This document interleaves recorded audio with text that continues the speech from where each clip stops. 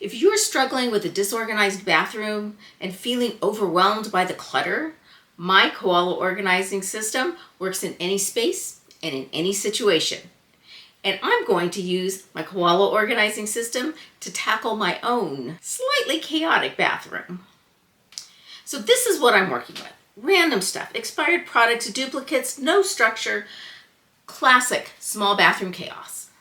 But by the end of this video, everything is going to look organized, functional, and easy to maintain. Oh, and if you want the KOALA steps in a free printable, just check out the link in the show notes below. So the first step is K, know your approach, which is a pre-planning stage. Now, as a side note, this particular step would normally be done at least a day or two before you actually start the organizing process, but I'm doing it all together because, well, that's how the YouTubeverse works. So this top drawer holds smaller, frequently used items. It's fine-ish, but I want to relocate my nighttime moisturizers and my powder container up here. To make room, the refill medication bottles need to find a new home. Sorry, friends, you've been voted off the island. The middle drawer is okay, maybe okay adjacent, because these tapered containers absolutely are not okay. They waste space, then the rigid bottoms make everything fall over like drunken dominoes. As part of this planning step, I'll first check my stash for organizers that will work better. Otherwise, I'll purchase new ones. Then there's the bottom drawer. Just OMG. When we moved in, I shoved pretty much everything in here like I was trying to smuggle toiletries across the international border. I mostly know what's in here, but finding it, that's a different story. So finally, the undersink cabinet. Some good things, some questionable decisions. The tote holding my hair products is overflowing, so I'm planning to switch to a larger tote that I already have. Now the shelf is great in theory, but those two mystery bins in the back, I generally don't know what's in them. Past me left the surprise for future me, and I'm kind of resenting her for it. I'm going to invest in acrylic stacking drawers to fix this. Fingers crossed that plan works. Finally, the next step requires space, more than my available counter space, so I'm planning to bring up a small folding table from the garage. So now that we've done our pre-planning, the next step is O, organize everything into categories and purge. Now about that folding table. One of the things that I knew I was going to need is a table. However, it's in the garage. I'd have to move my car and I lazed out. So what I've done is I've brought up some of my cutting boards and I'm gonna just pop them. That one's gonna fit perfectly. This one's a little too small, but also, yes, this is happening in real time. There is no pre-sorting going on behind the scenes. You're getting the full, we'll see if it works, alongside with me. So for this step, we're going to pull everything out of the drawers and the cabinet and sort them into categories.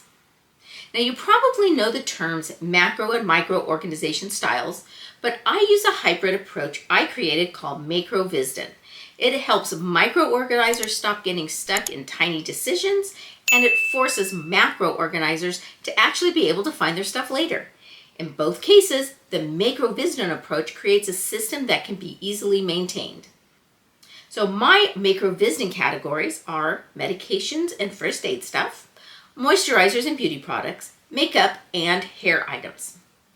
Now I'm tossing anything that's expired, gross, or long forgotten, and setting aside things that belong elsewhere or can be relocated to the hall cupboard. The next step is kind of a 2-for-1. A is for assess your storage needs, and L, locate everything into their new homes.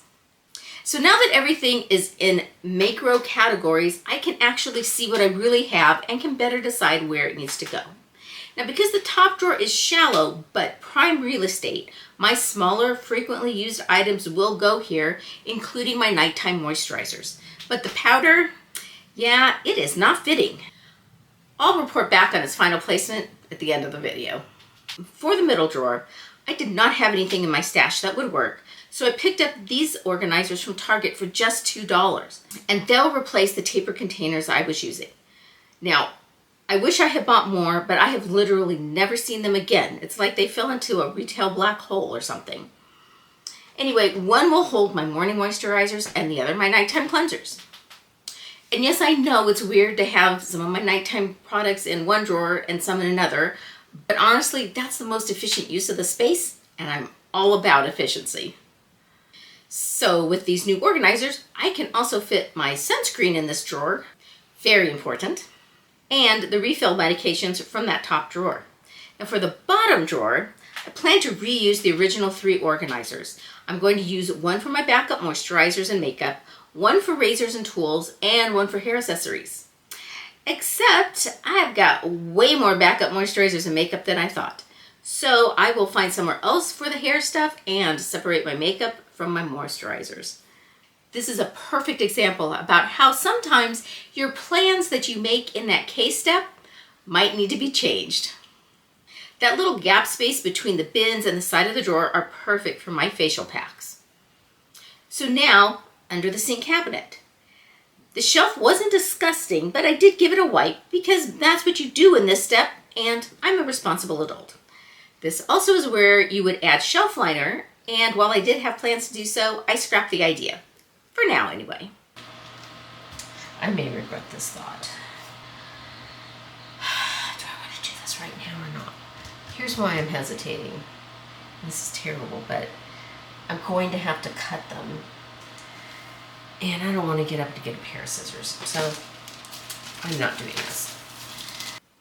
I assembled the new stacked drawers. They're nice quality, but I was momentarily disappointed that they weren't deeper. Then I realized my washcloth basket fit perfectly in front of them. Destiny.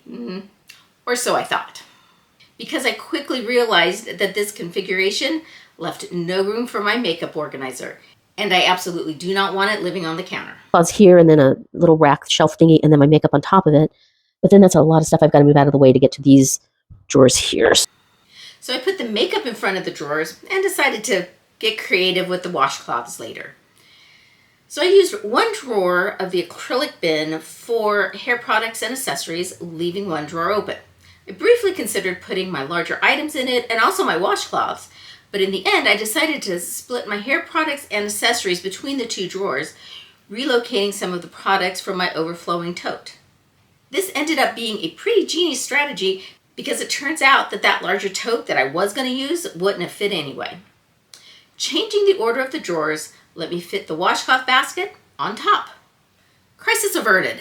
So I spent about 90 minutes on the O, A, and L steps, and that included putting away stuff that was going into other rooms and cleaning up the space because that is definitely part of your L step.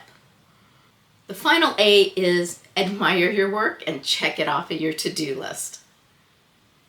So despite a few twists and turns, the project went smoothly and I'm super happy with the results. Oh, and the powder, it's living on the counter.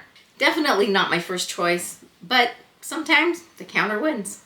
And if you want to try the Koala Organizing System in your own space, I've created a free printable that you can download from the link in my show notes. It quickly takes you through the system step by step so that you never have to guess what to do next. That link is below, along with a link to my video on the Koala Organizing System. Thanks so much for watching, and as always, I hope that you have a koality day.